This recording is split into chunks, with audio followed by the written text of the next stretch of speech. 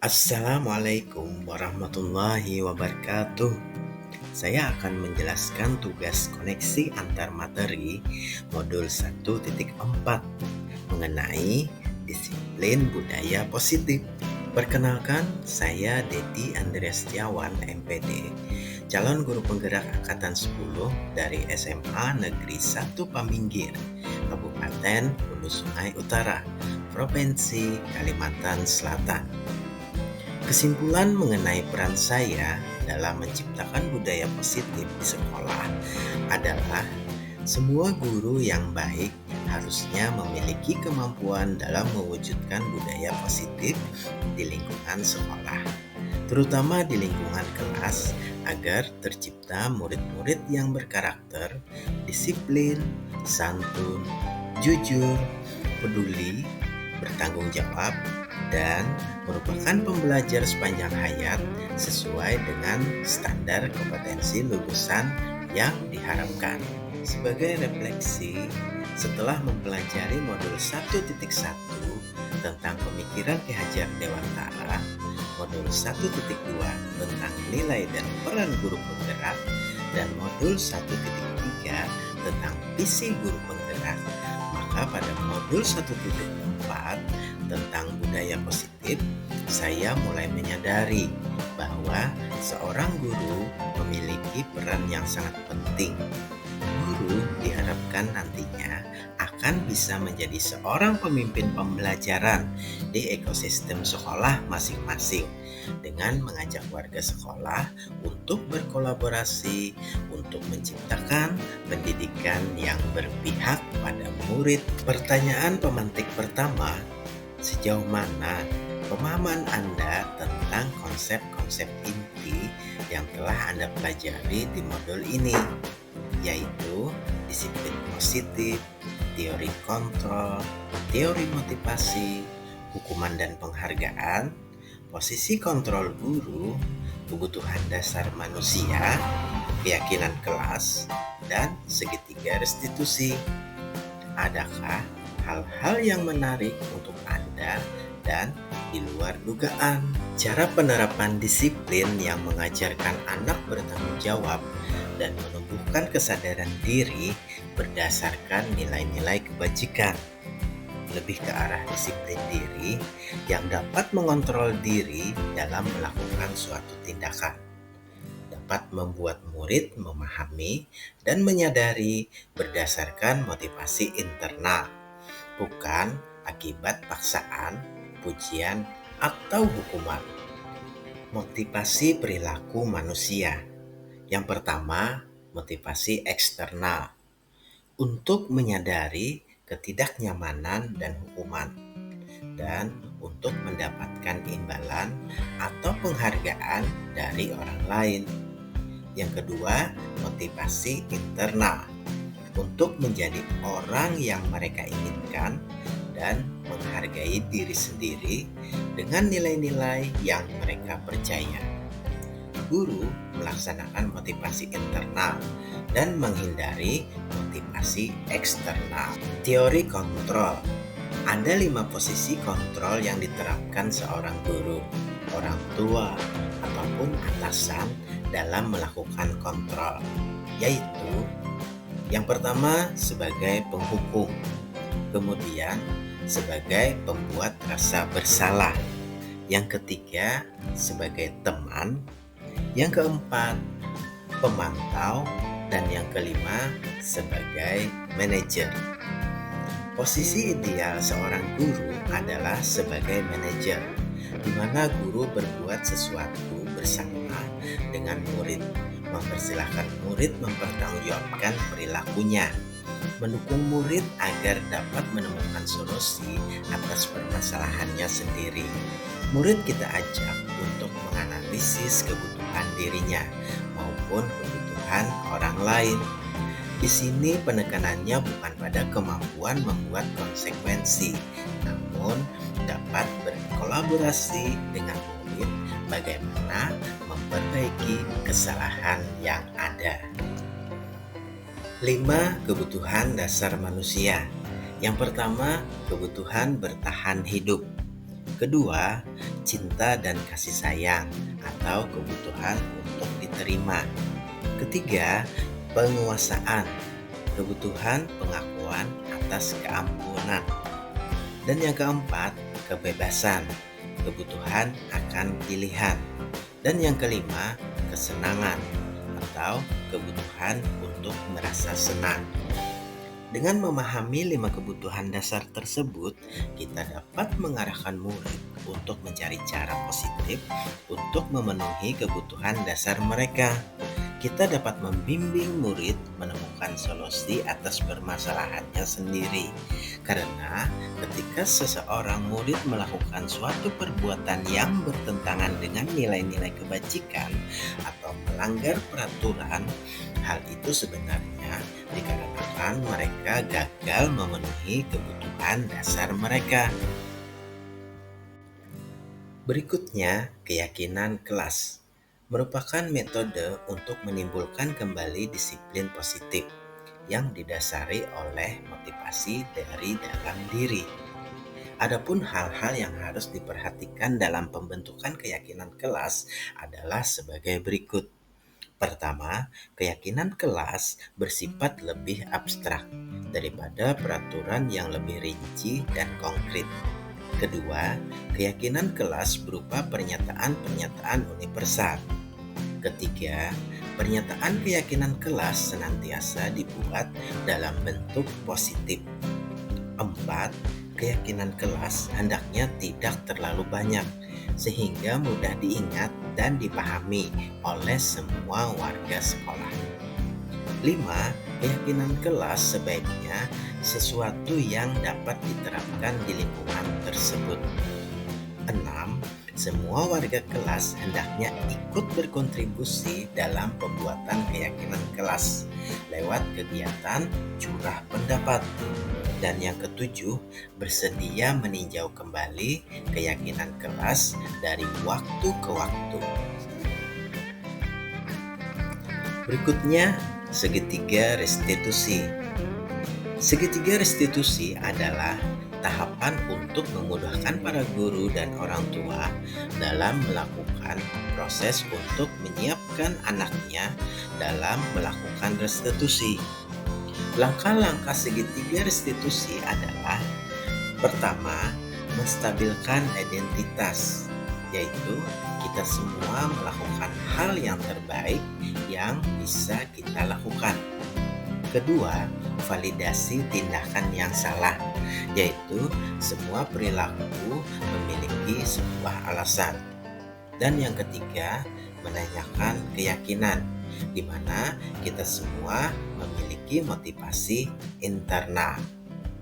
Hal-hal yang menarik dan di luar dugaan saya adalah bahwa adanya hubungan antara pemenuhan kebutuhan dasar manusia dengan pembentukan disiplin positif melalui nilai-nilai kebajikan yang diyakini atau keyakinan kelas.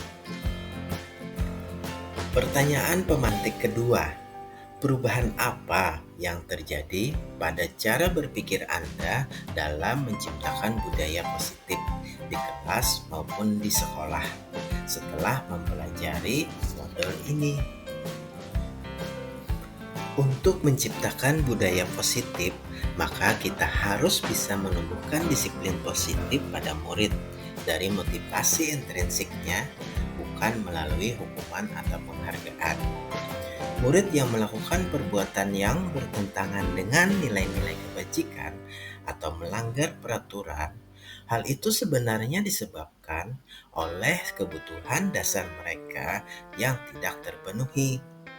Oleh karena itu, kita sebagai guru harus mengambil peran kontrol sebagai manajer agar dapat membantu murid untuk mendapatkan solusi atas permasalahannya melalui langkah segitiga restitusi. Pertanyaan pemantik ketiga, pengalaman seperti apakah yang pernah Anda alami terkait penerapan konsep-konsep inti dalam modul budaya positif, baik di lingkup kelas maupun sekolah Anda? Pengalaman saya dalam menerapkan budaya positif di sekolah, banyak murid yang merasa aneh dengan perubahan yang saya lakukan, terutama dalam menyelesaikan masalah murid. Yang dulunya apabila murid melakukan kesalahan diberi hukuman dengan paksaan, tapi setelah saya menerapkan budaya positif di sekolah saya, yaitu dengan membuat keyakinan kelas dan menerapkan segitiga restitusi, murid lebih antusias dan aktif dalam pembelajaran.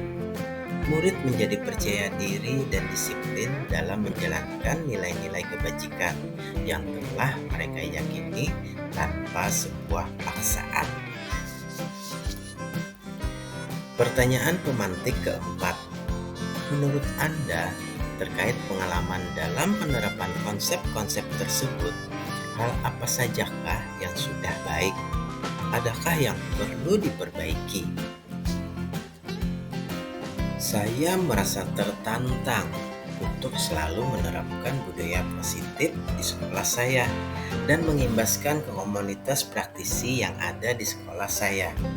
Saya berusaha untuk konsisten mengaplikasikan ilmu yang telah didapatkan, lebih bisa mengontrol diri, dan yang pasti saya sebagai guru merasa lebih disayangi murid-murid daripada sebelumnya.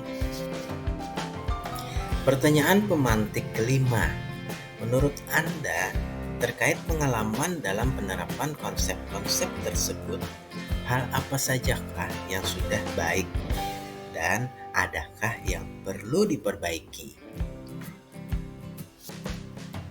Setelah menerapkan konsep-konsep budaya positif dalam pembelajaran, hal yang sudah baik menurut saya adalah sudah mulai munculnya motivasi dari dalam diri murid untuk melaksanakan budaya positif sesuai dengan nilai-nilai kebajikan yang diyakininya.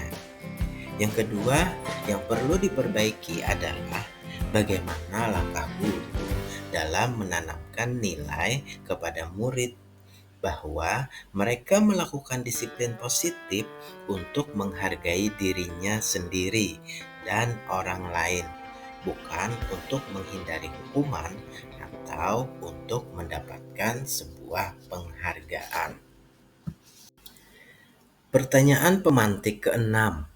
Sebelum mempelajari modul ini, ketika berinteraksi dengan murid, berdasarkan 5 posisi kontrol, posisi manakah yang paling sering Anda pakai?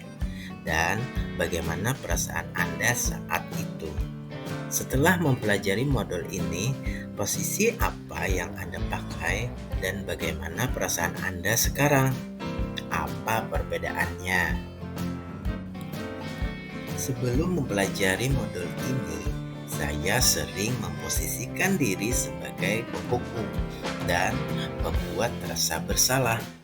Menurut saya, dengan memberikan hukuman kepada murid yang melanggar peraturan merupakan cara yang paling efektif dalam menangani kasus ketidakdisiplinan dengan harapan mereka tidak mengulanginya kembali. Ternyata tetap saja terulang karena memang tidak ada motivasi internal dari murid itu sendiri. Setelah mempelajari modul 1.4, saya akan memposisikan diri sebagai manajer mulai sekarang dan ke depannya dalam penyelesaian masalah murid. Sekarang saya merasa lebih bisa mengontrol emosi dan bahagia karena bisa membimbing siswa agar dapat menemukan solusi sendiri atas permasalahan mereka. Perbedaan yang paling mencolok adalah dari segi emosi guru dan respon murid dalam menangani masalah. Pertanyaan pemantik ketujuh. Sebelum mempelajari modul ini, pernahkah Anda menerapkan segitiga restitusi ketika menghadapi permasalahan murid Anda?